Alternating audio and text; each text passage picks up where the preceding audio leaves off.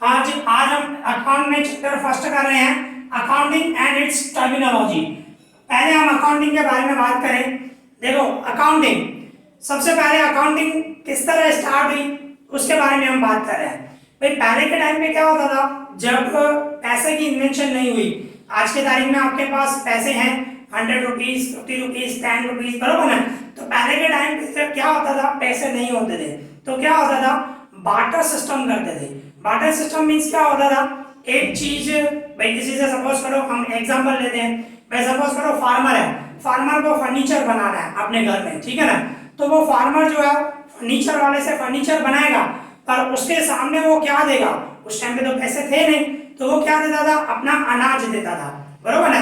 एक चीज लेना दूसरी चीज देना, उसको ही बार्टर सिस्टम कहते हैं, बरोबर ना। अभी फार्मर ने तो फर्नीचर बना दिया और उसमें बहुत सारी प्रॉब्लम होती थी। क्या होती थी, आज सपोज करो फर्नीचर बना दिया, ठीक है, तो उसके सामने अनाज कितनी क्वांटिटी का देना है, किस क्वालिटी का देना है, वो प्रॉब्लम हो, ओके। और इसके अलावा चलो फर्नीचर वाले ने अनाज ले लिया, ठीक है, फर्नीचर वाले ने अनाज ले लिया, तो वो अनाज जो है फर्नीचर वाला वो कितना स्टोर कर पाएगा, जमा कर पाएगा। अगर जो उसको 2 साल तक रखे हम अनाज को, तो 2 साल में खराब हो जाएगा। इसकी तारीख में आज देखो पैसे हैं, आज फर्नीचर वाले को पैसे मिल गए तो क्या हुआ, वो कहीं पे भी 2 साल या 20 साल भी रख सकता है, बरोबर है। तो उसको स्टोर करना इजी हो गया पैसों को। पर उस टाइम पे जब बार्टर सिस्टम था तो अनाज को स्टोर भी नहीं कर पाया, 2 साल तक किया तो खराब हो जाएगा। और इसके अलावा भाई जो अनाज तो उन्होंने चलो स्टोर भी कर दिया, 6 महीने 8 महीने जो भी हो अच्छी तरह कर दिया कोल्ड स्टोरेज में, ठीक है, पर वो कभी बढ़ता नहीं है, जितना है उतना ही रहने वाला है, कम हो सकता है पर बढ़ नहीं सकता है, बरोबर है। पर जैसे कि आज पैसे हैं, आज पैसे कहीं भी आप इन्वेस्ट कर दो, 2 साल 6 महीने या साल के बाद वो थोड़ा बहुत इंक्रीज हो जाएंगे विद रेट ऑफ इंटरेस्ट मिलेगा, तो बरोबर है। पर ये बार्टर सिस्टम में जब पैसे की इन्वेंशन नहीं हुई थी तो बहुत सारी प्रॉब्लम होती थी, उस टाइम पे बार्टर सिस्टम चलता था, ठीक है ना, पहले के टाइम पे, बहुत पहले के टाइम पे। तो उसके बाद फिर क्या हुआ, इस प्रॉब्लम को सॉल्व करने के लिए गवर्नमेंट ने क्या किया, भाई पैसे की इन्वेंशन की। तो स्टार्टिंग में क्या बनाया उन्होंने, भाई 1 rupees coin, 2 rupees coin, 5 rupees का नहीं, पैसे का होता था, 1 पैसा कॉइन, 5 पैसा कॉइन, 10 पैसा कॉइन, उसकी इन्वेंशन की। इसके बाद 100 पैसा कॉइन, 50 पैसा कॉइन, वो उसकी इन्वेंशन की। और उसकी इन्वेंशन के बाद भाई सबने एक्सेप्ट किया, हाँ बरोबर है, ठीक है ना। तो फिर क्या हुआ, पैसे का ट्रांजेक्शन होने लगा, जो भी चीज लो सामने वो पैसे दो, ठीक है ना। और छोटे पैमाने में था, बिजनेस अभी इतना नहीं था, तो क्या था, लोग क्या करते थे, नोटबुक में, भाई सपोज करो माल परचेस किया या माल सेल किया तो नोटबुक में लिख लेते थे, सिस्टमेटिक वर्क नहीं था। पर जैसे जैसे बिजनेस डेवलप हुआ, बराबर, नेचुरली है, फिर क्या हुआ, डेवलपमेंट हुआ, डेवलपमेंट होने की वजह से बिजनेस के जो ट्रांजेक्शन है वो भी बढ़ गए। अभी बिजनेस, भाई सपोज करो आपको माल परचेस करना है, तो माल कहाँ से परचेस किया, 20 लोगों से आप परचेस कर सकते हो। सेल किया, आपके 100 कस्टमर है, सेल कर रहे हो, तो ट्रांजेक्शन बिजनेस में बहुत बढ़ गए, इनकम है, एक्सपेंस है, परचेस है, सेल है, बहुत सारे ट्रांजेक्शन बढ़ गए बिजनेस में। तो फिर क्या है, उसको आप ऐसे ही नोटबुक में लिख दो, तो नेचुरली वो प्रॉब्लम, पहले के टाइम पे जब डेवलपमेंट नहीं हुआ था, थोड़े ट्रांजेक्शन होते थे, नोटबुक में लिख दिया, इट्स ओके, कोई प्रॉब्लम नहीं। पर जैसे जैसे बिजनेस बढ़ा, ट्रांजेक्शन बहुत बढ़ गए, उस टाइम पे क्या, उस टाइम पे फिर भाई आप ऐसे ट्रांजेक्शन लिखो तो फिर प्रॉब्लम क्रिएट हो, आज नेचुरली प्रॉब्लम होगी, ऐसे लिखोगे तो फिर आपको जानना हो किससे कितने लेने हैं। आज समझो 20, आपको समझो 100 कस्टमर है और 100 कस्टमर का नाम लिख दिया चलो इससे, और वो 100 कस्टमर 10 अलग अलग कस्टमर 10 बार 20 बार लेके गया, आपसे लेके गया, पैसे देके गया, तो ऐसे लिखोगे तो नेचुरली ये प्रॉब्लम होगी, बरोबर ना। फिर आपको वो पूछे कि मुझे कितने देने हैं, तो वो प्रॉब्लम, समझे। तो मीन्स सिस्टम की जरूरत पड़ी। इसके बाद जब डेवलपमेंट हुआ तो सिस्टम की जरूरत पड़ी, और सिस्टम वही अकाउंटिंग में आया, बरोबर ना। तो अकाउंटिंग ही क्या है, एक देखो अकाउंटिंग क्या बता रहा है, ये अकाउंटिंग की मैंने डेफिनेशन लिखी है, देखो क्या बता रहा है, accounting is an art, accounting एक आर्ट है ऑफ रिकॉर्डिंग, जो भी ट्रांजेक्शन है रिकॉर्ड करने का, बरोबर ना, क्लासीफाई अलग अलग करने का, परचेस का ट्रांजेक्शन अलग, सेल के ट्रांजेक्शन अलग, एक्सपेंस के अलग, इनकम के अलग, बहुत सारे ट्रांजेक्शन होते हैं, उसको क्लासीफाई करना, बरोबर है, एंड समराइज, और सबको मिला के समराइज करना in a significant manner, means best manner, in significant manner, good manner में, and in terms of money, naturally ये जो भी ट्रांजेक्शन होते हैं वो मनी में होते हैं, बरोबर है। ट्रांजेक्शंस एंड इवेंट, जो भी ट्रांजेक्शन और इवेंट्स हो which are in part at least of a financial character, naturally financial character मतलब मनी फॉर्म में, जो भी ट्रांजेक्शन होते हैं वो फाइनेंशियल कैरेक्टर में होते हैं, मनी फॉर्म में होते हैं। वो जो भी है ट्रांजेक्शन उनको रिकॉर्ड करना, क्लासिफाई करना, समराइज करने के बाद एनालाइज करना, एनालाइज करने के बाद इंटरप्रेटिंग द रिजल्ट देयरऑफ, और उसमें से रिजल्ट निकालना अभी साल के बाद बिजनेस में क्या प्रॉफिट हुआ, क्या लॉस हुआ वो जान सकते हो। बिजनेस में कितनी एसेट मतलब मिल्कियत कितनी एसेट है वो आपको पूरी टर्मिनोलॉजी में पूरा समझाऊंगा, ठीक है। तो कितनी एसेट है, कितनी लिएबिलिटी है, लिएबिलिटी मींस जिम्मेदारियां, बिजनेस में कितनी एसेट्स है, कितनी लिएबिलिटीज हैं, तो वो सब हम जान सकते हैं, बरोबर ना। अकाउंटिंग, तो अकाउंटिंग एक आर्ट है, ओके। तो इस तरह ये अकाउंटिंग के बारे में हुआ भाई, अकाउंटिंग किस तरह स्टार्ट हुई, अकाउंटिंग की मीनिंग क्या है। अभी हम अकाउंटिंग की कैरेक्टरिस्टिक के बारे में पढ़ेंगे, अकाउंटिंग की एडवांटेजेस के बारे में पढ़ेंगे एंड लिमिटेशन के बारे में पढ़ेंगे, ओके। अभी हम अकाउंटिंग की कैरेक्टरिस्टिक के बारे में बात करेंगे, ओके। देखो कैरेक्टरिस्टिक ऑफ अकाउंटिंग, तो उसमें सबसे पहले क्या है, financial characteristic. Financial characteristic means क्या भाई, जो भी ट्रांजैक्शन होते हैं वो कंपल्सरी मनी, पैसे से होते हैं भाई। अभी सपोज करो आप कुछ भी चीज ले रहे हो, सपोज करो राइस ले रहे हो, ठीक है। आपने राइस ली, राइस सपोज करो 10 किलोग्राम ली, बराबर है, एंड 10 किलो ली, वो सपोज करो आपने 5000 ली, सपोज कर रहे हैं हम, ठीक है। तो 10 किलो की जो वैल्यू हुई वो क्या हुई, 5000 रुपीज के इक्वल हुई। तो जो ये 5000 रुपीज है वो हम क्या है, मनी में शो कर रहे हैं, तो वो नेचुरली उसको जो मनी में शो कर दे उसको क्या बोलते हैं, फाइनेंशियल कैरेक्टरिस्टिक, ओके। वो फाइनेंशियली वैल्यू हमें शो करना होता है, ठीक है। तो इस तरह होता है, ठीक है। तो हमें रुपीस में दिखाना है, मींस जो भी ट्रांजैक्शन होते हैं वो फाइनेंशियल ट्रांजैक्शन होते हैं अकाउंटिंग में। इसके बाद सेकंड नंबर क्या है, money as a medium of exchange, बरोबर है भाई। देखो कोई भी आप चीज लो तो उसके सामने पैसे दोगे, जैसे कि हमने एग्जांपल लिया, बरोबर है। अभी आपने राइस ली है सपोज करो 10 केजी, और आपने जिसे परचेस किया उसको आपने 5000 दिए, ठीक है। तो आपने मनी दी, ठीक है ना। और अभी आप सपोज करो यही 5000 मींस आप राइस जो है 10 किलोग्राम लेके आए, वो आप सेल कर रहे हो, ठीक है ना। सेल कर रहे हो आप, किसी दूसरे पर्सन को आप सेल कर रहे हो, तो नेचुरली उससे भी आप पैसे लोगे। तो मनी जो है, मनी का पैसे का आना जाना होता है बिजनेस में, ठीक है ना। तो इस तरह बोलते हैं money as a medium of exchange. जो भी चीज लो पैसे देने पड़ेंगे, जो भी चीज सेल करो उसके सामने भी पैसे देने पड़ेंगे। तो मनी जो है वो मीडियम है एक्सचेंज का, ठीक है। आ जाओ third number, classification and analyse of the transaction. देखो बिजनेस में ट्रांजैक्शन जो होते हैं बहुत सारे होते हैं, परचेस के ट्रांजैक्शन होंगे, सेल के ट्रांजैक्शन होंगे, इनकम के ट्रांजैक्शन होंगे, एक्सपेंस के ट्रांजैक्शन होंगे। जो भी ट्रांजैक्शन होंगे उसको आपको क्लासिफाई करना है, बरोबर है। क्या बता रहा है, क्लासिफिकेशन, उसको आपको क्लासिफाई करना है, सबको अलग अलग करना है, ठीक है। एंड अलग अलग करने के बाद उसको एनालाइज भी करना है, बरोबर है भाई। एनालाइज किस तरह करोगे, सपोज करो एक एग्जांपल लेना है स्टॉक का भाई। जब साल स्टार्ट हुआ था आपके पास स्टॉक कितना था, फिर पूरे साल में कितना स्टॉक लिया, और लास्ट में जब आप अकाउंट क्लोज कर रहे हो उस टाइम पे स्टॉक कितना है। तो ये वन टाइप ऑफ एनालाइज है, बरोबर ना। तो ये एनालाइज भी करना पड़ता है। ये तो मैंने एक एग्जांपल लिया, सबके लिए भी कर सकते हो, एक्सपेंस के लिए, इनकम के लिए, परचेस के लिए, सेल के लिए, बरोबर ना।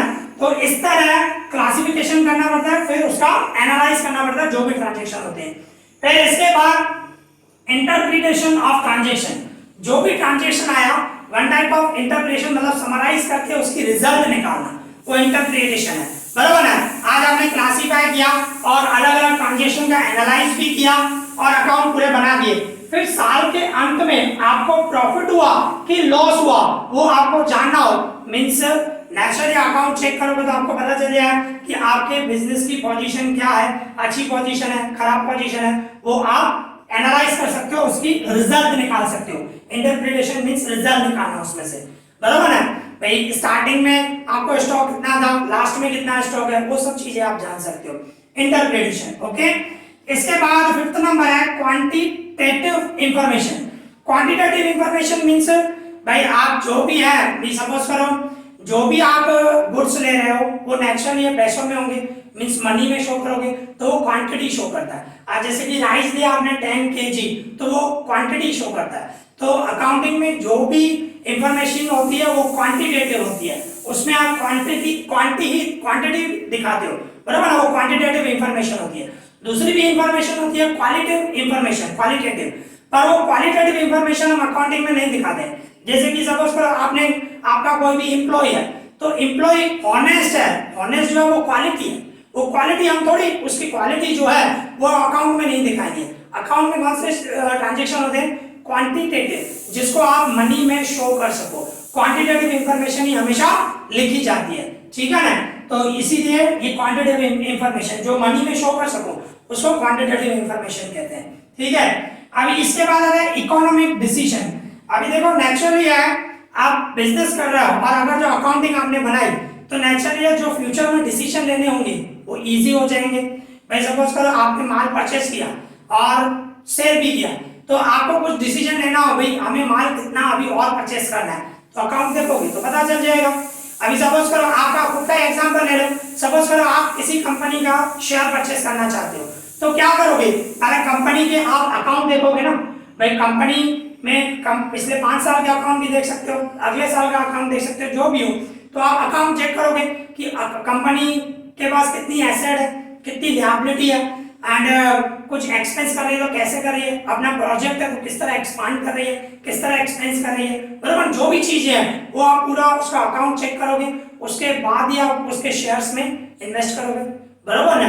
तो कहने का मतलब अकाउंटिंग जो है वो डिसीजन लेने में हेल्पफुल होता है। कोई भी आप डिसीजन लेना उसके लिए बहुत सारा हेल्पफुल होता है। अभी सपोज करो आप अपने लिए ही सोच लो, भाई दूसरा एग्जांपल ले रहे हैं, भाई अभी आपके बिजनेस में स्टॉक, जैसे कि एग्जांपल दिया मैंने आपको ये, बराबर ना, भाई स्टॉक है, अभी आप कितना और परचेस करना चाहते हो तो अकाउंटिंग चेक करोगे। तो और दूसरा एग्जांपल है, अभी सपोज करो आप जिससे माल परचेस कर रहे हो और वो भी तो देखेगा ना कि उसकी फाइनेंशियल पोजीशन क्या है, बराबर ना। तो अलग अलग लोगों के लिए डिसीजन लेना अकाउंटिंग की हेल्प में इजी हो जाता है। सपोज करो आपको बैंक में लोन चाहिए, आपको पैसे की जरूरत है, आप बैंक को आप अपना लोन लेना चाहते हो, तो बैंक को आप अपने अकाउंट दिखाओगे, भाई हमारा ये इस तरह हमारा सेल होती है, इस तरह परचेस करते हैं, ये एक्सपेंसेस है, ये इनकम है, पूरे अकाउंट दिखाओगे, और बैंक को भी सही लगेगा कि फाइनेंशियल पोजीशन अभी बिजनेस की अच्छी है, तो बैंक भी डिसीजन ले पाएगी कि आपको लोन देना चाहिए कि नहीं देना चाहिए, अगर देना चाहिए तो कितना देना चाहिए। तो अलग अलग लोगों के लिए ये इंफॉर्मेशन अकाउंटिंग जो है डिसीजन लेने में बहुत हेल्पफुल होती है। ओके, तो वही कैरेक्टरिस्टिक है इकोनॉमिक डिसीजन, ठीक है। लास्ट है हिस्टोरिकल इंफॉर्मेशन। अभी historical information means history means past, बराबर ना। आप सोचो अकाउंट जो भी बनाओगे आप पास्ट के जो ट्रांजैक्शन होंगे उसके लिए बनाओगे। अभी सपोज करो आज माल खरीद के आए, ठीक है, तो माल आपने परचेस किया, उसका ट्रांजैक्शन कब, माल आ गया मींस पास्ट की बात हो गई ना, आ गया, कंप्लीट हो गया, ट्रांजैक्शन पूरा हो गया, उसके बाद देखोगे।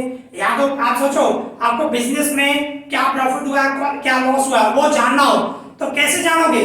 जो नेक्स्ट ईयर में आप बिजनेस करके आए उसका ही चेक करोगे ना, लास्ट ईयर का जो बिजनेस करके आए उसके ही अकाउंट बनाओगे ना, और उसके ही चेक करोगे ना कि लास्ट ईयर में हमने क्या परचेस किया, क्या सेल किया, किस तरह हमने कमाया, कितना रेट ऑफ इंटरेस्ट मिला हमें। तो वो सब चीजें जो हैं हम लास्ट ईयर का इस साल देखेंगे, भाई हमने लास्ट ईयर कितना कमाया।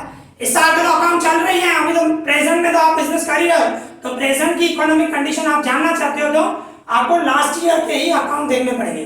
तो जो भी अकाउंट होते हैं, जो भी ट्रांजैक्शन होते हैं वो पास्ट के होते हैं, इसके लिए बोलते हैं हिस्टोरिकल इंफॉर्मेशन। भाई अकाउंट में आपको हिस्ट्री की इंफॉर्मेशन मिलेगी कि लास्ट 5 साल में आप बिजनेस में क्या क्या करके है, लास्ट साल क्या क्या करके है, 4 साल का, कोई भी जितने भी साल आपको देखना हो, पर पास्ट के देखना पड़ेगा, प्रेजेंट का या फ्यूचर का आप नहीं देख पाओगे, बराबर ना। प्रेजेंट का अभी बिजनेस चल रहा है, फ्यूचर के लिए तो आप बोल नहीं सकते हो कि हम कितना माल खरीदेंगे, वो वन टाइप ऑफ आप प्रेडिक्ट कर सकते हो पर वो अकाउंट में आप शो नहीं कर सकते, बराबर ना। अकाउंट में कौन से होते हैं इंफॉर्मेशन?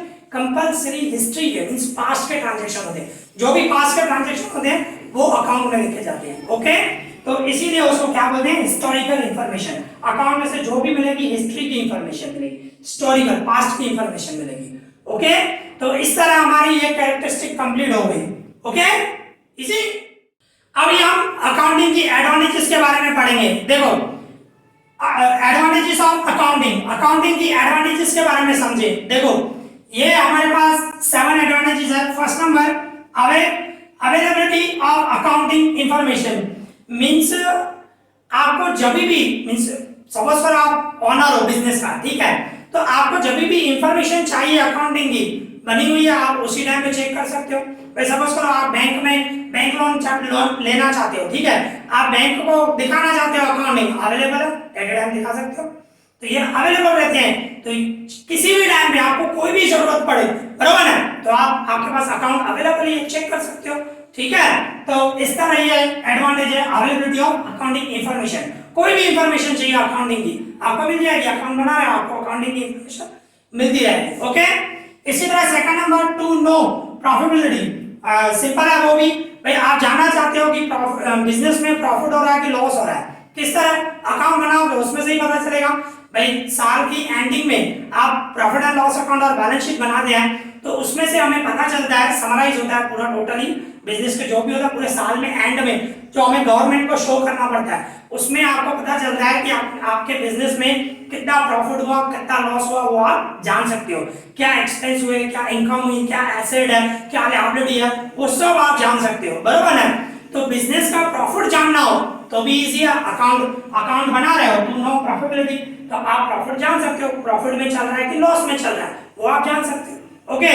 इसी तरह third number to know financial status, अभी बिजनेस का फाइनेंशियल स्टेटस भी जान सकते हो कि अगर मींस मैंने आपको बताया फाइनल अकाउंट बना दें जिसमें पीएनआर अकाउंट और बैलेंस शीट बना दें, आप वो सीखोगे पर थोड़ा टाइम लगेगा, अभी हम थ्योरी के बारे में समझे, ठीक है ना।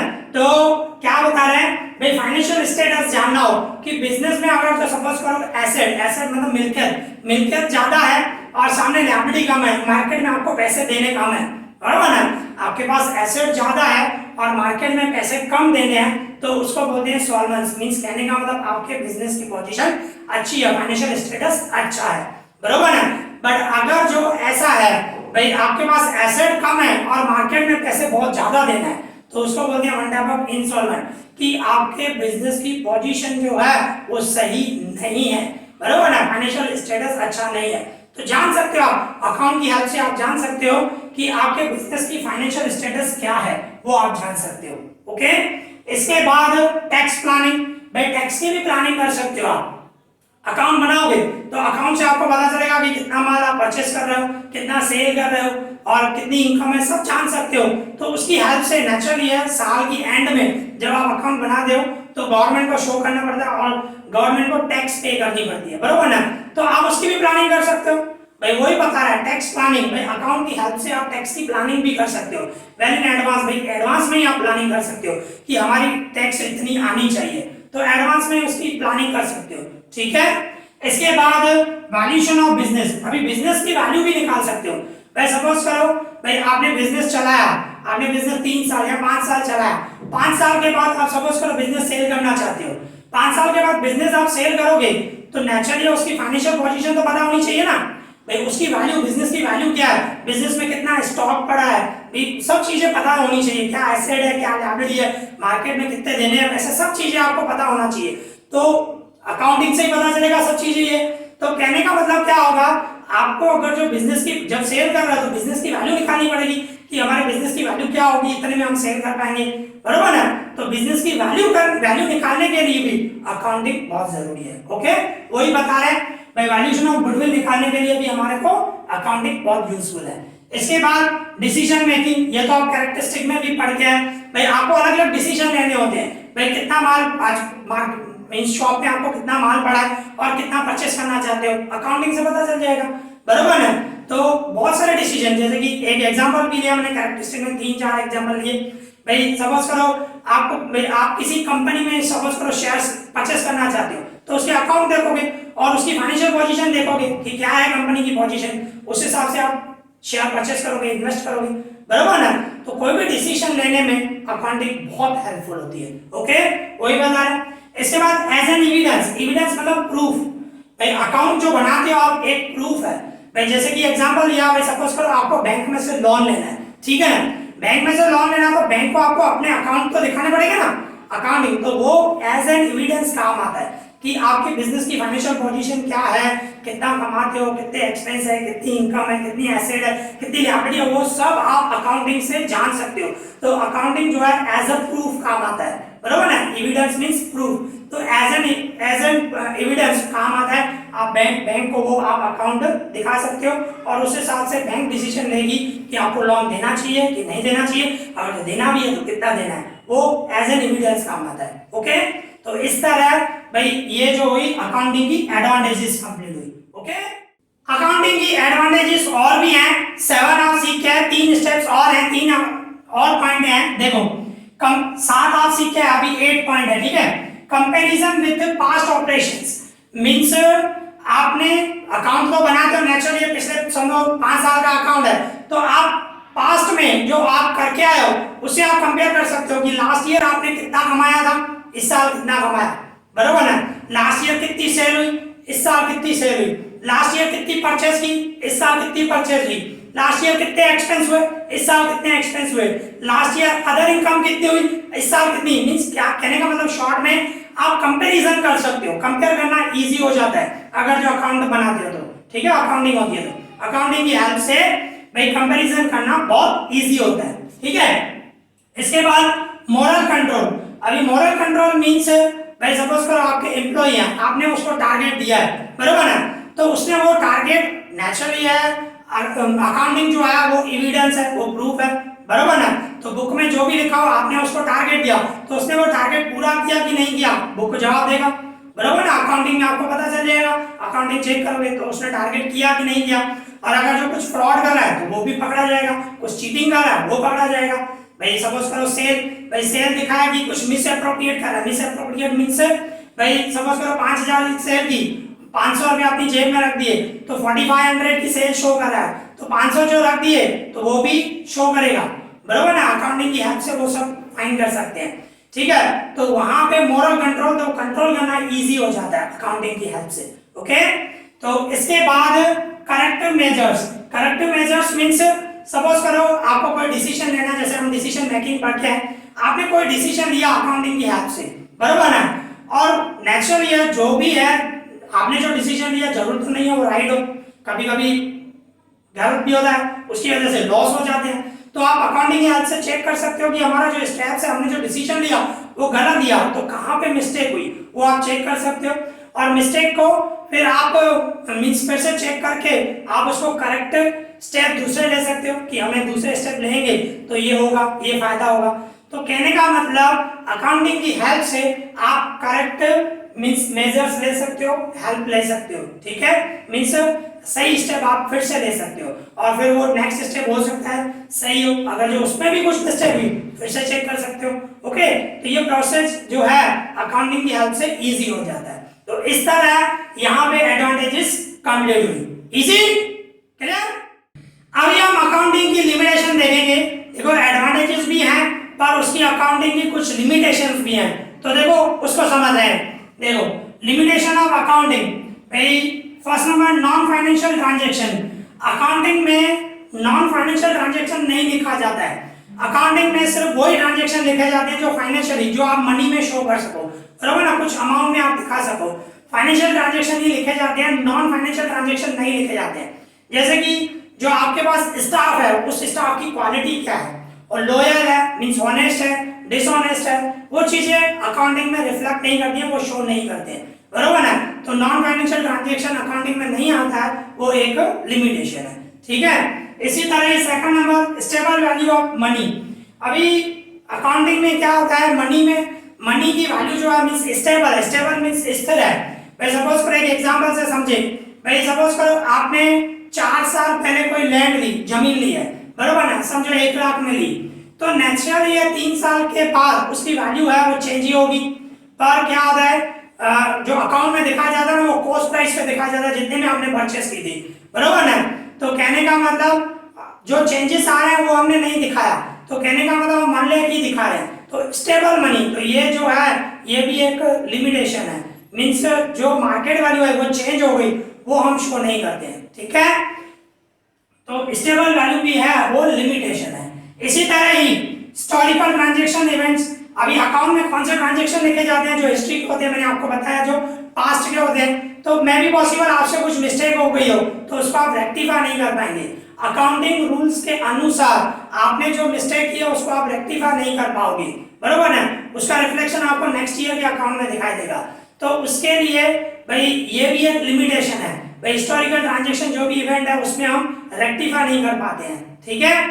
इसी तरह ही अवॉइडेंस ऑफ मार्केट वैल्यू, ये भी अभी मैंने समझाया भाई, मार्केट वैल्यू हम शो नहीं करते हैं। जैसे कि एग्जांपल लिया, आपने जमीन ली 1 लाख में 3 साल पहले, तो नेचुरली आज उसकी वैल्यू चेंज हो गई होगी, उसकी मार्केट वैल्यू चेंज हो गई होगी, पर उसको हम अवॉइडेंस करते हैं, हम वही वैल्यू लिखते हैं, बराबर ना। 1 लाख है तो 1 लाख ही लिखा जाता है। तो ये भी एक लिमिटेशन है भाई। सपोज करो अभी आप सपोज करो स्टॉक ले रहे हो, आप जो भी बिजनेस कर रहे हो उसका आपने माल परचेस किया, गुड्स परचेस किए, 6 महीने पहले परचेस किया, तो नेचुरली उसकी वैल्यू, नेचुरली मार्केट में इन्फ्लेशन जब बढ़ रही है, महंगाई बढ़ रही है और थोड़े बहुत दूसरे भी चेंजेस आते हैं, तो जिसकी वजह से मार्केट वैल्यू चेंज हो जाती है। पर वो मार्केट वैल्यू हम चेंज नहीं दिखाते हैं, हम वही दिखाएंगे जो 6 महीने में खरीदा, 6 महीने पहले खरीदा था, हम वही शो करते हैं अकाउंटिंग में, ओके। तो ये भी एक लिमिटेशन है, ठीक है। इसी तरह ही यूज ऑफ एस्टिमेट। अच्छा, यूज ऑफ एस्टिमेट में क्या होता है भाई, कुछ ऐसे ट्रांजैक्शन होते हैं जिसमें हम एस्टिमेटेड अंदाजे पे निकालते हैं। जैसे कि सपोज करो एक एग्जांपल ले रहे हैं, सपोज करो आपने एक्टिवा ली, एक्टिवा आपने क्या ली 50,000 में ली, ठीक है ना। सपोज कर रहे हैं ऐसे, एक एक्टिवा ले रहे हो आप 50,000 में ले रहे हो। आप खुद सोचो 8 दिन के बाद भी, 1 वीक के बाद आप सेल करने जाओ, 50,000 मिलेंगे आपको? नहीं मिलेंगे, बराबर ना। तो इसी तरह ही बड़ी बड़ी मिक्सर, हम समझो मशीन परचेस कर रहे हैं, जैसे एक्टिवा लिया, इसी तरह समझो मशीन परचेस की बिजनेस के लिए, तो बिजनेस के लिए आपने मशीन परचेस की, मशीन समझो 50,000 में, तो 1 साल के बाद उसकी वैल्यू नेचुरली डाउन हो जाएगी, बराबर ना। तो डाउन कितनी होगी वो हम अंदाजा निकालते हैं। मार्केट मींस गवर्नमेंट उसके लिए कुछ भी रूल्स नहीं है, अकाउंटिंग में उसके कुछ रूल्स रेगुलेशन नहीं है। कोई 5% निकालता है, कोई 2% निकालता है, कोई 10% निकालता है, कोई इसका 20% निकाल देता है। भाई हम सपोज करो 10% करो, भाई 10% वैल्यू कम हो गई, तो अभी 45,000 है, हम ऐसे शो कर देते हैं भाई अभी मार्केट वैल्यू उसकी 45,000 है। जबकि हम ये जो 10%, 20%, 5% इसको डेप्रिसिएशन बोलते हैं, वो क्या हम एस्टिमेटेड लिखते हैं, उसका कोई रूल ही नहीं है, वो एस्टिमेटेड। तो ये भी वन टाइप ऑफ लिमिटेशन है, अंदाजे पे निकालते हैं, बस इसकी वैल्यू 5,000 कम हो गई, इसकी 20,000 वैल्यू कम हो गई, अंदाजे पे निकालते हैं। तो ये एक लिमिटेशन है, ठीक है। इसके बाद ड्यूअल स्टैंडर्ड। अभी ड्यूअल स्टैंडर्ड क्या होता है, जब फाइनल अकाउंट बनाते हैं तो उसमें क्या होता है, 2 टाइप के अकाउंट होते हैं, एक प्रॉफिट एंड लॉस अकाउंट होता है, दूसरा बैलेंस शीट स्टेटमेंट बोलते हैं उसको। तो एक प्रॉफिट एंड लॉस अकाउंट बनाते हैं और एक बैलेंस शीट बनाते हैं। तो जो प्रॉफिट एंड लॉस अकाउंट बनाते हैं वो करंट प्राइस पे, प्रॉफिट एंड लॉस अकाउंट में क्या आता है भाई, इस साल आपने जो भी खर्चा किया, जो भी इनकम आई, वो सब प्रॉफिट एंड लॉस अकाउंट में आता है, बराबर ना, वो करंट प्राइस पे आता है। और जो बैलेंस शीट बनाते हैं वो क्या है, जैसे कि एसेट्स और लायबिलिटी आती है, वो क्या पास्ट की वैल्यू दिखाते हैं। जैसे कि मैंने आपको बताया 3 साल पहले आपने लैंड ली, तो लैंड ली वो बैलेंस शीट में दिखाते हैं भाई 3 साल पहले 1 लाख में ली, आज भी वो 3 साल के बाद भी आप 1 लाख ही शो करते हो। तो क्या होता है, बैलेंस शीट जो होती है वो हिस्टोरिकल वैल्यू पे होता है और प्रॉफिट एंड लॉस अकाउंट जो होता है वो करंट प्राइस पे वैल्यू पे होता है, बराबर ना। करंट ईयर में कितने एक्सपेंस हुए, कितने इनकम हुई, वो सब बनाते हैं। तो ये one type of dual standard है, बराबर ना, वही बता रहा है ड्यूअल स्टैंडर्ड। वे दोनों साइड अलग अलग चीज है, एक साइड करंट प्राइस है, एक साइड हिस्टोरिकल प्राइसेस, बराबर ना, हिस्ट्री में जो 3 साल पहले खरीदा था। तो ये भी एक वन टाइप ऑफ लिमिटेशन है, ओके। तो इस तरह यहाँ पे हमारी लिमिटेशन कंप्लीट हुई, इजी, क्लियर। तो इस तरह आज हमने अकाउंटिंग के बारे में समझा, अकाउंटिंग की मीनिंग समझी, अकाउंटिंग की कैरेक्टरिस्टिक समझी, एडवांटेजेस समझी एंड लिमिटेशन समझी, ओके। नेक्स्ट वीडियो में हम टर्मिनोलॉजी के बारे में समझेंगे, उसमें अलग अलग टर्म होते हैं वो हम समझेंगे, ओके। तो वो बहुत जरूरी है, टर्मिनोलॉजी आएगी तो आप अकाउंटिंग कर पाओगे, ओके। वो हम नेक्स्ट वीडियो में कवर करेंगे। इस वीडियो में इतना ही एंड आई होप आप लोगों को अच्छी तरह समझ में आया होगा। अगर आपको कोई भी डाउट हो तो मुझे कमेंट करना, मैं उसका रिप्लाई करूंगा। इस वीडियो में इतना ही, thank you for watching this.